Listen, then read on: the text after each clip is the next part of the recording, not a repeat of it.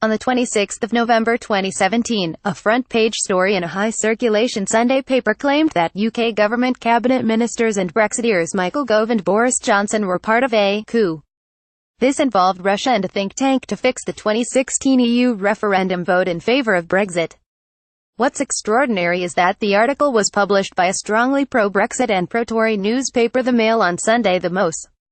Though only half the story was told, MoS Brexiteers claims the MoS story was sensationally headlined "Putin's link to Boris and Gove's Brexit coup revealed."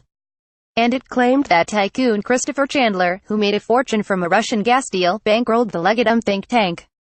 Specifically, the MoS alleges that Shankar Singham, who heads Legatum's Special Trade Commission, was co-author of the infamous letter by Gove and Johnson to British Prime Minister Theresa May, demanding a hard Brexit. Moreover, that on the 24th of November Singham attended a secret common seminar on Brexit that included No. 10 and officials from the US Embassy. But Legatum denied Singham coordinated the Gove-Johnson letter, although it admitted to his pivotal Brexit role upon request. Shankar Singham provides advice to parliamentarians including members of the government, members of the civil service and the business community because of his unparalleled level of knowledge and expertise in the areas of economics and trade policy. This is a public service to all stakeholders involved in the Brexit process, as the UK continues with these incredibly complex negotiations.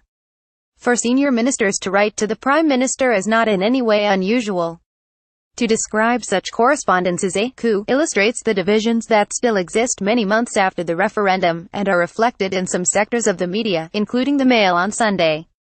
Allegations recycled. The remainder of the MoS article appears to recycle other investigations. These were published mainly by The Guardian, Open Democracy and Ourselves.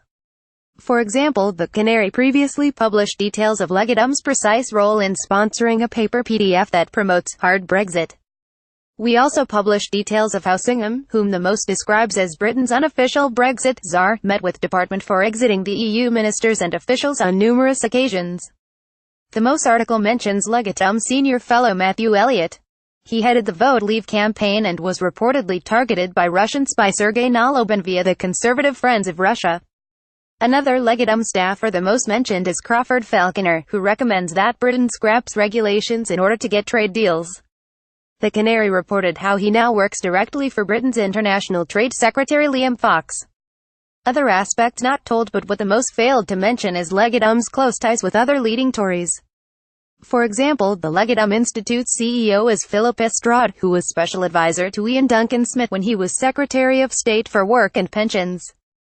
Legatum Institute trustee Toby Baxendale is chair of the neoliberal Cobden Centre and a significant donor to the Conservative Party. He also helped run the failed campaign to elect Brexiteer Andrea Leadsom as Tory leader. Legatum trustee Richard Bryance is chair of merchant bankers PMB Capital Limited and former CEO of Edmund de Rothschild Limited. He is also trustee of Policy Exchange, the think tank co-founded by Brexiteer Michael Gove. And we mustn't forget Boris. Meanwhile, Labour MP Ben Bradshaw has urged the Intelligence and Security Committee to investigate Legatum. Clearly there's lots more to come out. Get involved. Read more from The Canary on Brexit. Featured image via Flickr.